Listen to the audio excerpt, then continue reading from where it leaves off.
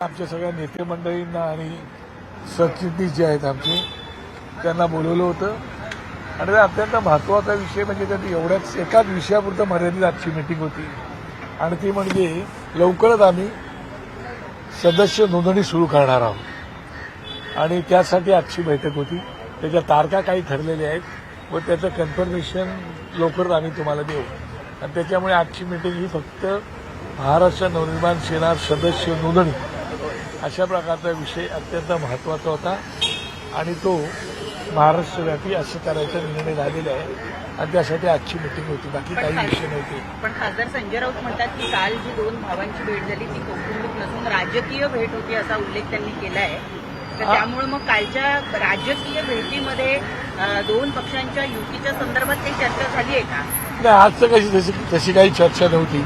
आज ही प्राथमिक सदस्य नोंदणीची चर्चा होती आणि मी तर का नव्हतो त्याच्यावर मला कल्पना नाही.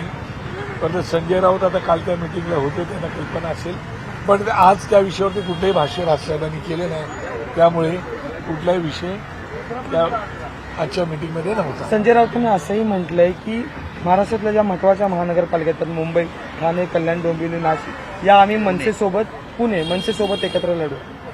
आनंदाची गोष्ट आहे आमच्यासोबत आणि आम्ही त्यांच्यासोबत लढवणार असू तर आम्ही त्यांचं स्वागतच करू. तो गोष्ट वेगळी पण त्या विषयावरती आजच्या बैठकीमध्ये चर्चा नव्हती आणि त्याच्यामुळे ज्या विषयाची चर्चा झालेली नाही त्या विषयावरती बोलणं पण उचित वाटत नाही असं मला वाटतं. महापौर हा ठाकरेंचाच असेल असं सुद्धा वक्तव्य केलं. हा मुंबईतलं जर सामान्य मतदार पाहिला तर त्यांचं ठाकरे परिवारावरती प्रचंड प्रेम आहे आणि त्या आत्मविश्वासाने त्यांनी ते बोललेलं असेल आणि मलाही वाटतंय की भविष्यामध्ये नक्कीच चांगले घडेल. मुंबई महापालिका असेल किंवा मग ठाणे, कल्याण, डोंबिवली. आता ठाण्यात तर महाविकास आघाडीसोबत मनसे एकत्र आलेली पाहायला मिळते. जितेंद्र आव्हाड यांच्या घरी जी बैठक झाली त्या ठिकाणी अविनाश जाधव सुद्धा उपस्थित होते. मोर्चाला एकत्र उपस्थित दाखवणार. मला वाटतं की त्या विषयावरती मला बरोबर माहिती नाही पण मी काल जी माहिती बघितलं त्याप्रमाणे त्यांची लोकल लेवलवर त्यांची बैठक झाली असेल. त्या विषयामध्ये आमच्यामध्ये काही डिस्कशन किंवा चर्चा काही झालेलं नाही.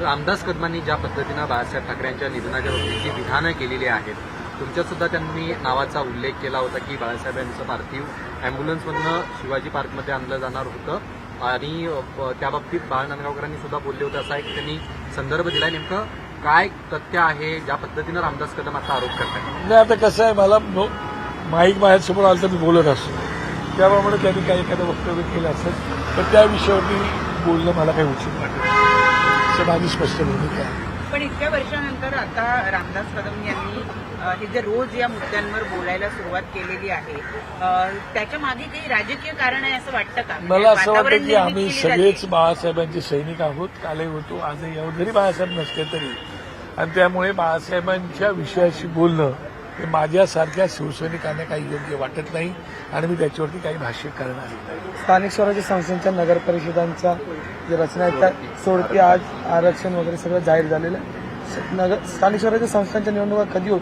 हे आता एकंदरीत मी आता तुम्हाला माहिती आहे की मी काल मराठवाड्यामध्ये फिरत होतो. आजच्या बैठकीमुळे मी आलो. अजून आमची लोक आज सोलापूरमध्ये वगैरे गेली त्याच्यामुळे इकडे एकंदरीत जर मी परिस्थिती पाहिली तर अत्यंत भयावह अशी परिस्थिती त्या ठिकाणी असल्यामुळे सोडत वगैरे काढणं हा इलेक्शन कमिशनचा भाग आहे. तो इलेक्शन कमिशन करतच असेल परंतु निवडणुकीच्या संदर्भामध्ये काय करायचं काय करायचं नाही याचा निर्णय राज्य सरकार इलेक्शन कमिशन घेईलच. परंतु एकंदरीत लोकांमध्ये जो दिसतंय ते पाहिल्यानंतर मला वाटते की कितपत त्यांची भावना होईल आणि निवडणुका घेतील त्याबद्दल मी शासन नाही. अतिवृष्टीच्या भागाचा दौरा तुम्ही केलेला आहे. काय वाटतं सरकारची तुम्ही जाऊन किट वाढले पण सरकारची मदत पोहोचली आहे?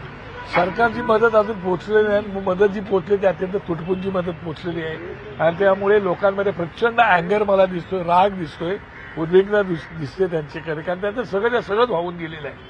त्यामुळे लोकांमध्ये प्रचंड प्रमाणामध्ये मला संताप दिसला आणि तो मी आता प्रत्यक्ष जाऊन आल्यामुळे मला त्याची कल्पना. मी बांधावर पण गेलो होतो त्याच्यामुळे बियाणं वाटलं त्यावेळेला नेमकं शेतकऱ्यांच्या प्रतिक्रिया काय होत्या, काय प्रतिक्रिया आल्या शेतकऱ्यांकडनं? कारण जमिनीच वाहून गेलेल्या आहेत तर त्याचा कितपत विषय तुम्ही एक लक्षात घ्या.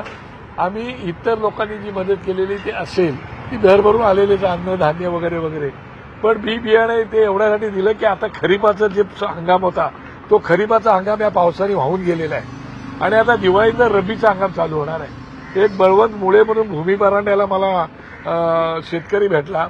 तो रडत रडत माझ्याशी बोलत होता, भूमी परांड्याचा शेतकरी, की आता आम्हाला खरीपाचं पीक आमचं वाहून गेलं, आता आमचं रब्बीचं पीक आम्हाला घ्यायचं आहे. आता तुम्ही मदत केल्यामुळे आम्हाला काहीतरी एक आशा वाटते, आधार वाटते. आमच्याकडे तर मुलांची फी भरायला सुद्धा पैसे नाही. काय करावं कळत नाही. शेतकऱ्यांनी जी आम्हाला मदत राज्य सरकारने दिली ती 8,500 हेक्टर मदत दिलेली आहे. आता 8,500 हेक्टर ही जर मदत असेल, त्यांच्या एकराला तिथे 40-50 लाख रुपये एकराला त्यांना लागतं. मी मुरुड गावामध्ये एका गेलो होतो, तिकडे ते 4.5 एकराचं इंदुमती म्हणून एक महिला होती शेतकरी, तिथे 4.5 एकराची तिची सोयाबीन लावलेलं अख्खं वाहून गेलो होतं. मी त्यांना चिखलात काम करताना ती स्वतः ती बिचारी कॅन्सरग्रस्त होती.